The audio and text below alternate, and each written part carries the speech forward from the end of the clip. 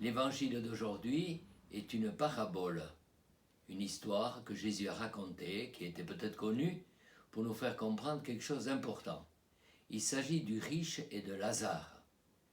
On ne dit pas que le riche était mauvais, on ne dit pas que Lazare était bon, mais ce qui est à remarquer, c'est que le riche ne voit pas Lazare qui est pourtant à côté.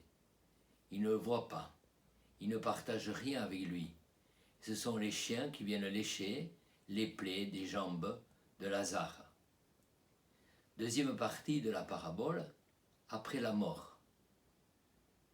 Le riche est enterré et le pauvre Lazare, dont le nom signifie Dieu aide, se trouve auprès d'Abraham.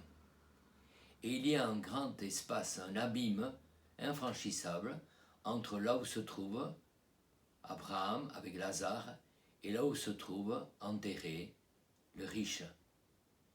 Il n'y a pas de passage, il y a impossibilité pour que Lazare revienne rafraîchir la langue du riche, ou pour que Lazare envoie des messagers, ou envoie même un ressuscité pour que les frères du riche se convertissent. Quelqu'un a dit, mais personne n'est revenu de là-bas, sauf le Christ. Pour nous, le Christ a franchi le mur de la mort.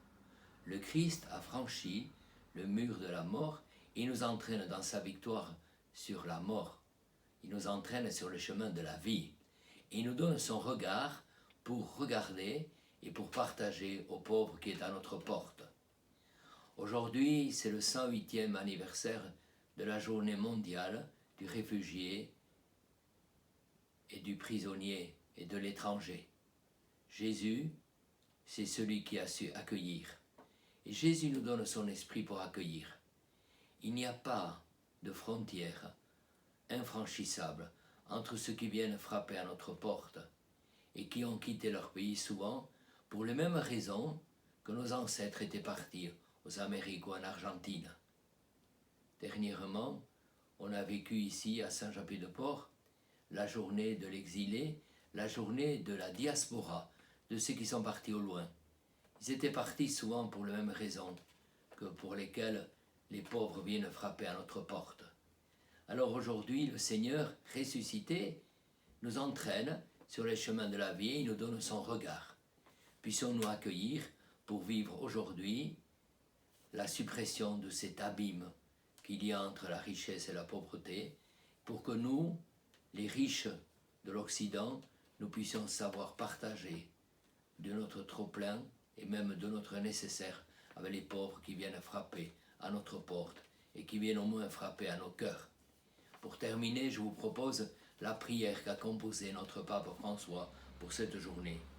Seigneur, fais de nous des porteurs d'espoir, afin que là où sont les ténèbres règne la lumière, et que là où il y a résignation, renaisse la confiance dans l'avenir. Seigneur, fais de nous des instruments de ta justice, afin que là où il y a exclusion, fleurisse la fraternité, et que là où il y a de la cupidité, prospère le partage. Seigneur, fais de nous des bâtisseurs de ton royaume, ensemble avec les migrants et les réfugiés, et avec tous les habitants des périphéries. Seigneur, fais-nous apprendre combien il est beau de vivre tous comme des frères et sœurs. Amen. Bon dimanche et bonne semaine. Au revoir.